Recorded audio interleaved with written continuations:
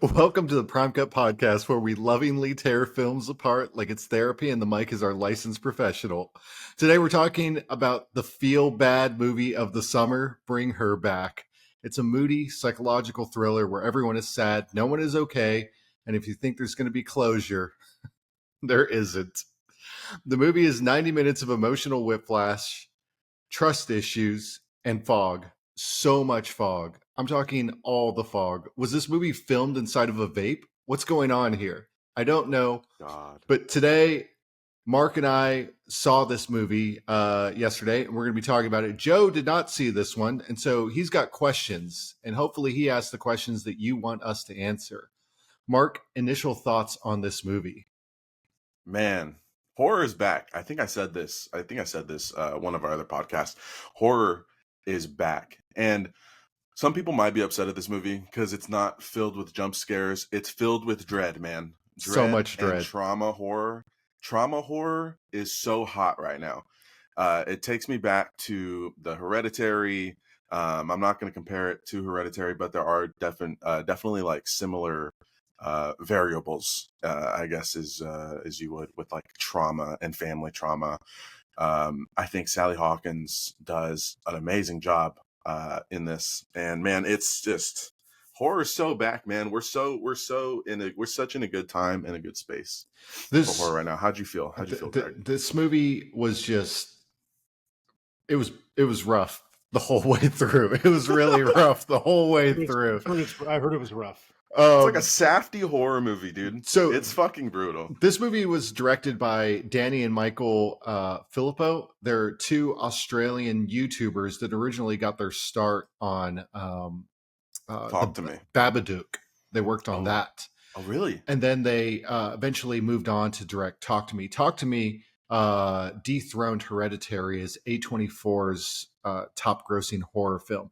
And if you've seen Hereditary, you know that I loved that movie. That movie was rough as well. I never look at phone polls the same after watching that. But Hereditary was really rough and people loved it. Talk to Me dethroned that, and these guys just pick right up where they left off with Talk to Me, and they do this one. So far, I think when I checked yesterday, the Rotten Tomatoes rating, this movie was pretty high. I think we were seeing like upper 80s, low 90s for horror. That doesn't happen. 2025. That doesn't happen. Horror doesn't happen like that. Yeah. Joe, is Bring Her Back and Talk to Me, are they connected? No. Okay. Yeah. Which is great. That just means that these guys are putting out original ideas. I would consider this an original horror movie. You've seen tropes of it before, but the way that they use exposition in this movie to not explain shit, and you just follow and you're just watching this traumatic, sad unfolding of events happen. It's beautiful, dude. It's actually beautiful. Holy shit! Beautiful's one way to put it, dude. No. So we can go into this deeper, but let's get into the plot here, Greg, if you will. Yeah. So there's this is not a trigger safe movie. Trigger warnings. For child abuse. We've got child abuse. We've got dead parents. We've got handicapped siblings. We've got there's a lot. If you're weak in the knees with horror, this is probably not it. Hey, you know what this movie reminds me of in a lot of ways? It captures that feeling of dread the way that The Good Son. Do you remember that one, Joe?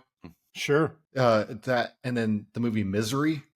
Misery, incredible. Stephen King. Yeah. James Gunn, Kathy Bates. Both the way that those movies have that buildup of dread, they capture that with this, but then they bring in all the crazy horror stuff. Now, there's 2 jump scares in this movie, which is cool. I'm not a fan of just like jump scare, because that's cheap.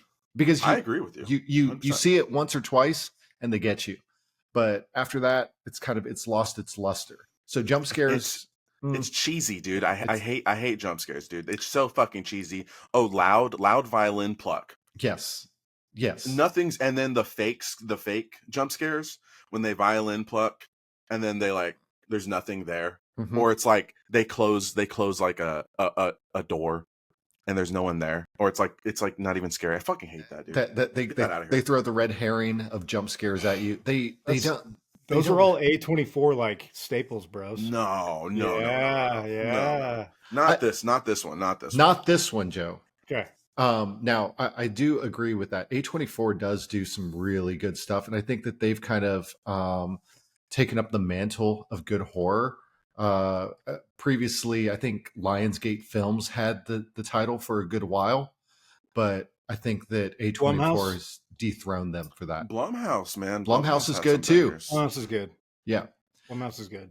But A24 has turned into this huge media thing where, I mean, they're doing the biopic of Mark Kerr with Rock later. We talked about that one. I mean, this is going to be good stuff. And anytime you slap A24 on the cover of this, I'm in on it. Real quick, these two brothers, they had recorded that movie Talk to Me, and they premiered it at Sundance Film Festival. And this movie got basically standing ovations when it premiered there. And so then A24 scooped it up, and that's how this partnership started. But So what's this thing about? back to the movie. What is this about?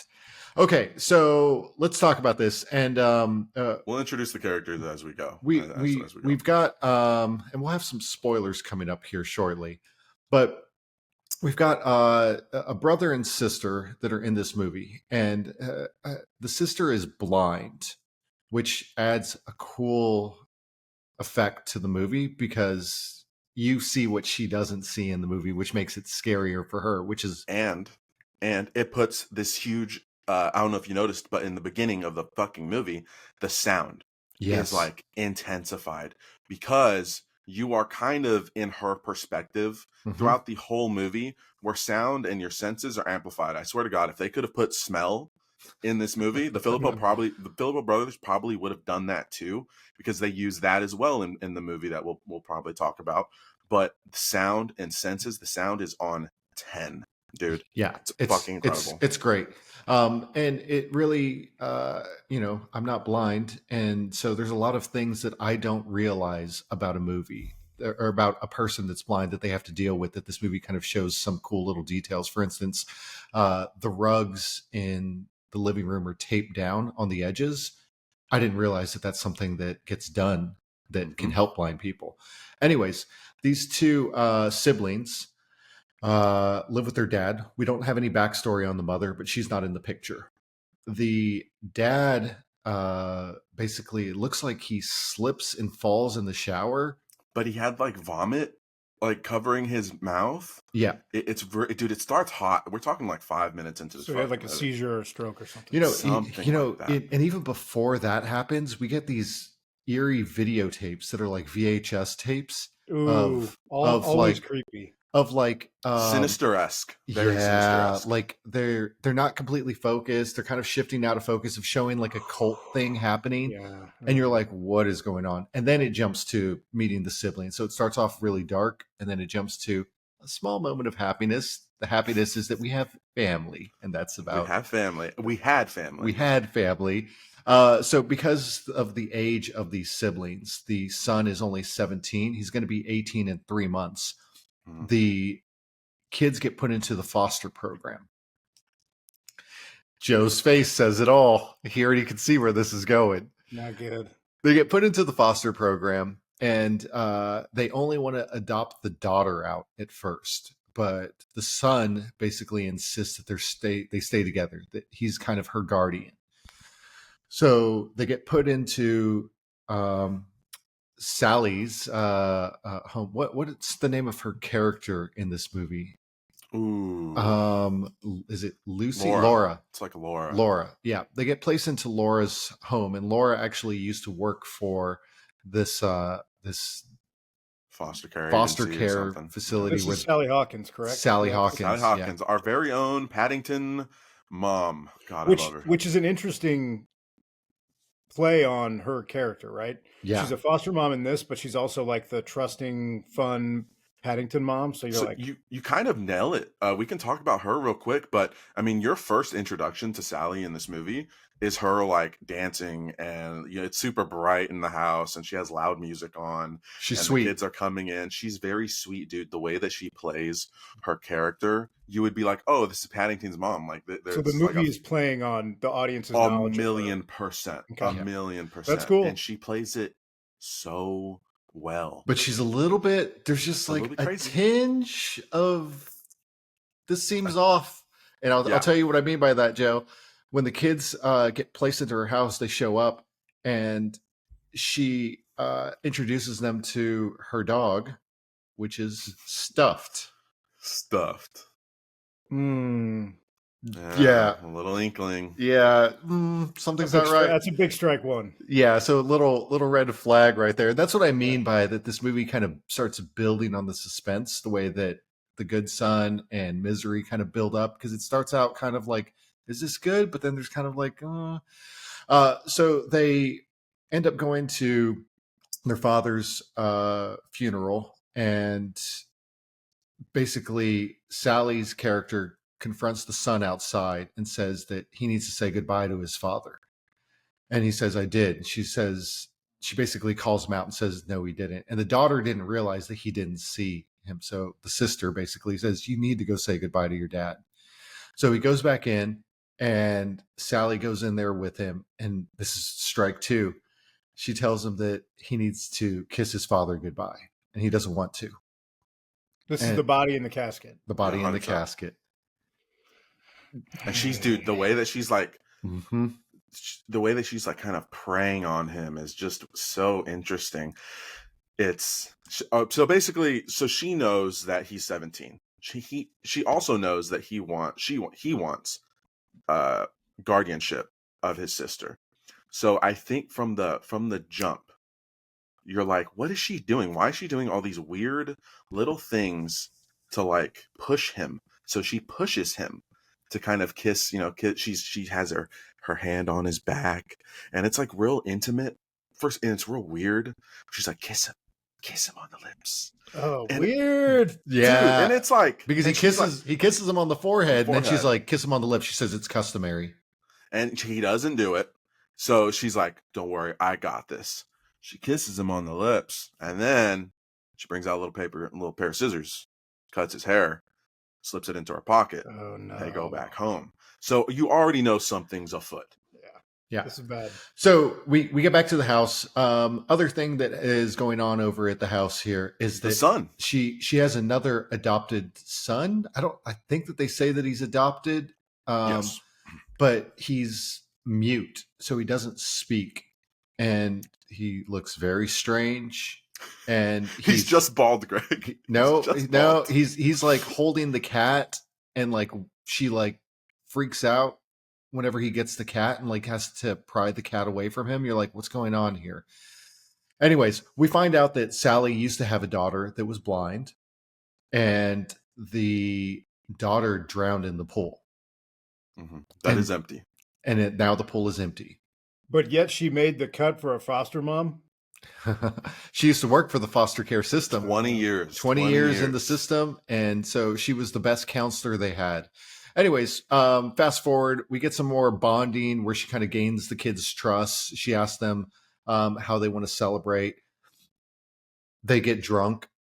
They get hammered drunk. He's 17. I don't even know.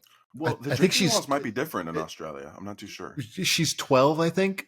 The daughter. Okay, so wait, these are Australian. This is in Australia with Australian accents. I don't think so. It doesn't ever claim it, but you can only assume. Australian accents. I think Piper, the daughter, had a bit of an accent, but Okay. I'm not Yeah. sure. It doesn't say exactly where this takes place, but anyways, when the son passes out, she goes and Dude.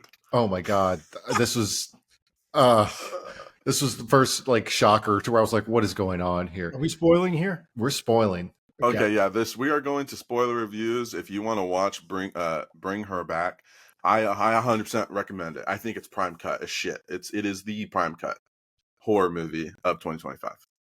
So, moving on, she goes to her bathroom, and we get like a real camera POV view following her, where she gets a cup, sets it on the ground, then she like moves her dress and she does a squat. You're like, what is she about to? She starts peeing in this cup, and you're like, what is going on? And she goes back over to the brother, the older kid, and pours pee all over his crotch. So he's waking up, and he's completely covered in pee. So he feels like he's basically regressed, and he's experiencing trauma, and he's bedwetting. So there's some manipulation that's happening here. She's been doing this for days. Yeah.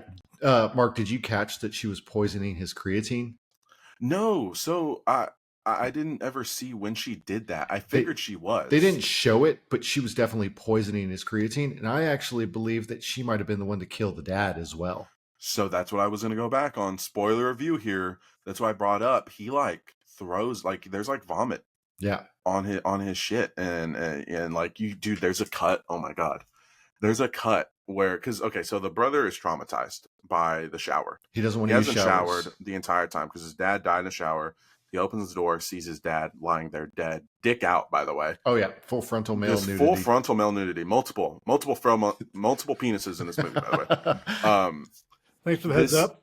the trauma the way they built this trauma is beautiful. If you ever lost a loved one and you have like a specific spot where you last saw them, specific spot where you last heard them, whatever, you really tie into that feeling. So every time he sees a shower, he's like struck, dude. He's like, he feels like he's losing his mind. So the fact that she's already breaking his mental is just boom, boom, boom, boom, boom. And Greg, back to your point, I think she fucking murdered his dad. Yeah, they never think say she it. knew. It's never said, but it you could surmise that it was an option, that it probably Yeah. happened.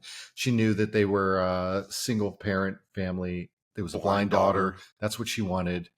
So jumping forward, let's explain what's really going on here.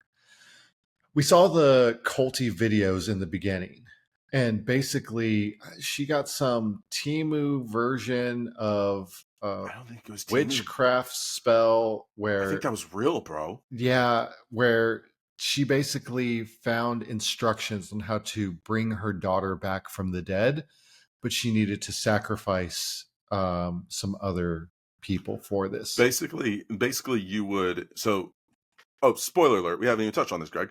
Ollie is the devil. He is the a man. He is the cultivation. She had already done something. She had already done something. Ollie's the other kid that lives in the house that doesn't speak. Yeah, the mute. You find out he has the devil in him, this kid. So the whole process of it to bring her back is you put the devil inside a child, and then you get a child that you want to put the body into, the Piper, the blind girl. You kill her the way that your person that you want to bring back died. And then you have the devil eat a little bit of the person who died and have the devil regurgitate it into the new body. So that body becomes the person that you're resurrecting. It's pretty gross. fucking wild. And you see this in the instructional videos, by the way. Yeah, it's basically instructions, and she refers back to her VHS tapes multiple times for instructions on what to do. So I thought it was like putting on Barney. Okay, I got to ask you, Mark. Oh my God. Oh, the brother is left alone with Ollie, the little mute kid, at one point, and he basically Ollie's always locked up whenever Sally's not in the home, and the brother lets him out of the room. He takes him downstairs and he says, "Are you hungry? Do you want to eat?" And he sits him down and he slides him a pencil and paper and he says, "It's going to cost you some words. You got to talk. I know you can't speak, but you got to write something." And so he's like, "Do you want some cantaloupe?" And so he's cutting up some cantaloupe. And the little kid, Ollie, grabs the paper and then brings it back to him and starts writing. He's like, "Cool." And he takes a knife, he stabs the cantaloupe, and he hands it to him. And Ollie reaches out and grabs the knife. Doesn't cut him, but he's definitely being unsafe with it. And he's like, "Whoa." And he takes the whole knife. He's like, "Geez." And he turns around. And this is where you get like, a little bit of a jump scare. This is tough. Great makeup, just great sound effects here. Oh my God. He turns Beautiful, around huh? and he's digging in the cupboard, and you hear it before you see it, Joe. Just He turns around and this kid's just chewing on the knife, eating the melon. the camera's right here. The camera's right here, brother. Yeah. Damn.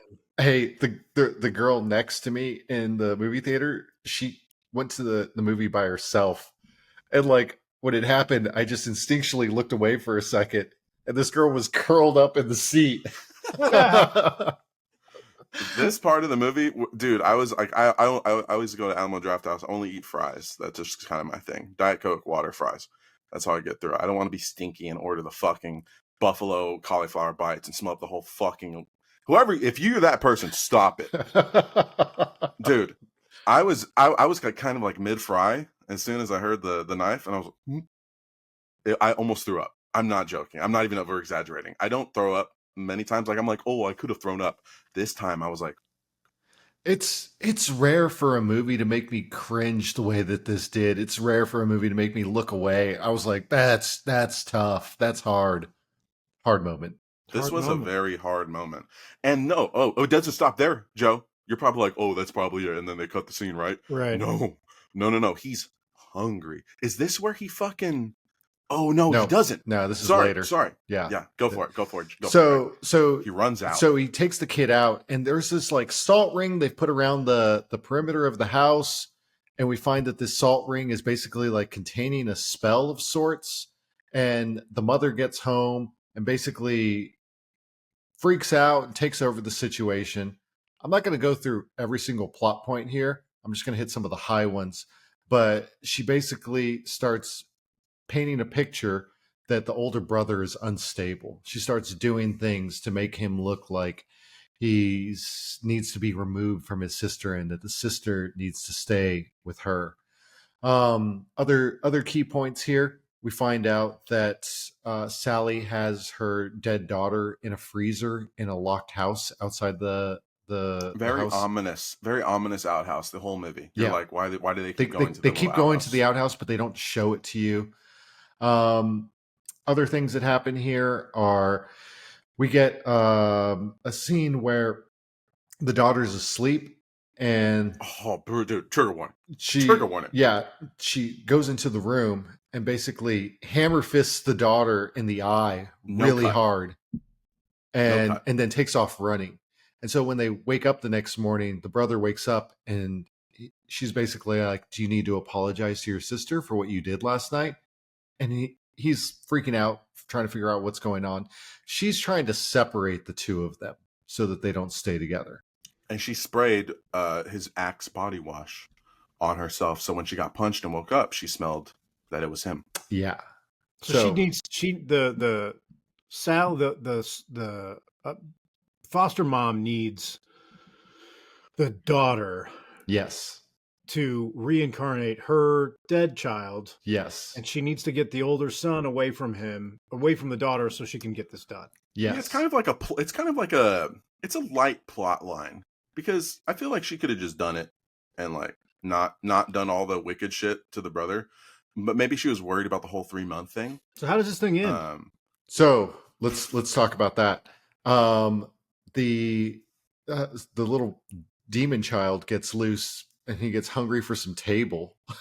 I mean, the boy like starts eating everything in the kitchen, and at one point it feels very reminiscent of American History X, Joe, with the teeth on the curb. Oh shit, yeah. He goes up to the counter, like the bar counter that's made of wood, and they get a real close up of him like biting onto the table and just crunching. And starts gnawing, and the sound effects is what really sends it for me. But then he takes a little.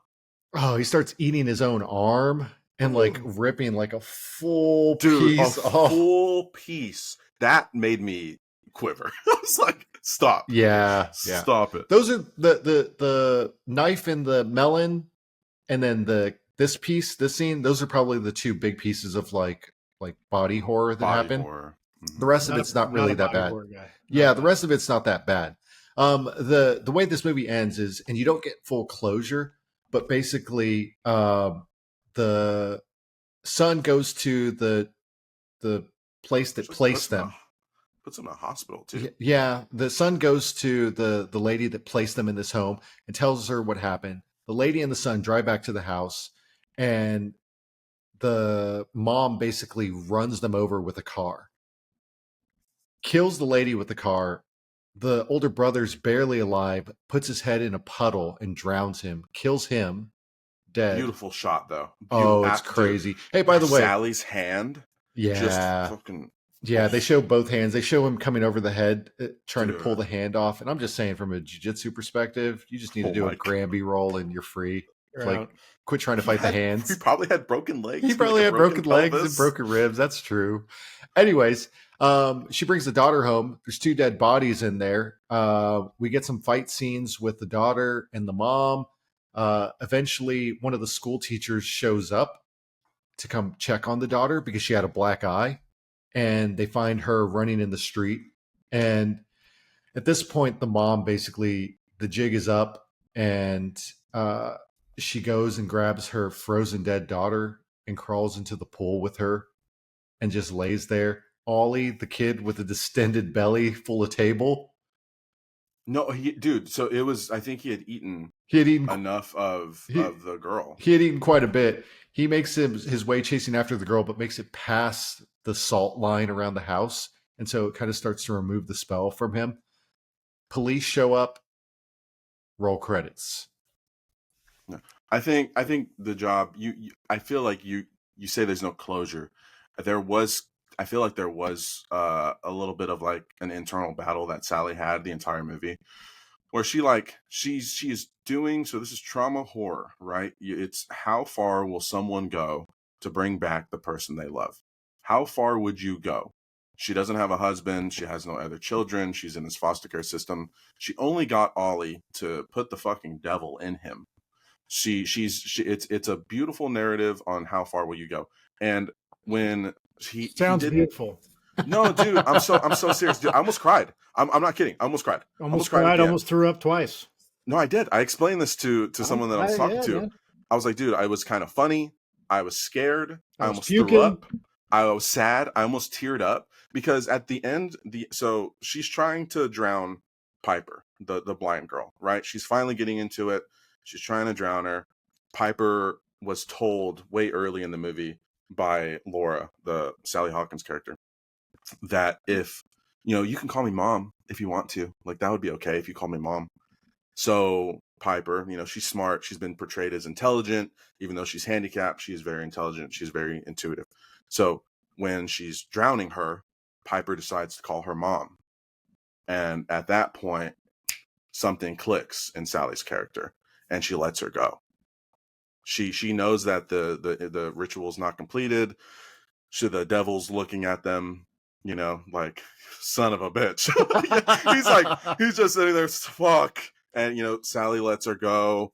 She brings out her daughter from the freezer. They're both laying there, in the pool. Just beautiful. Sally let go. It's a cool shot. It's a cool shot. It like goes up in the pool, and it like looks like this triangle thing. It's a good shot, dude. And like, I think she just realized that it's too. She's gone too far. The only thing at that point this movie needed was a bloopers reel after the credits. That would take you out of it, though, right? It would. I highly recommend this movie. Horror's back. Horror's back. If you like horror, and the scenes in this will definitely make you cringe. And the suspense in this is definitely awesome for an original story. Go see this. Definitely see it. What do you give it, Greg? I give it 4 stars. Solid. 4.5. Easy 4.5. Joe, you should go watch it. Well, it's already made back almost half its money. It cost $20 million. It pulled in 7 in its first weekend, so it's popular. It's already dethroned every other horror movie that's been released by A24. People love Midsommar. People love Hereditary. This is bigger than those. It's got layers, man, like an onion. Yeah. Prime Cut says horror's back. Horror's back. 2025. Horror's back. Make your horror's back face. That was good. That was good. All right, boys. Yeah.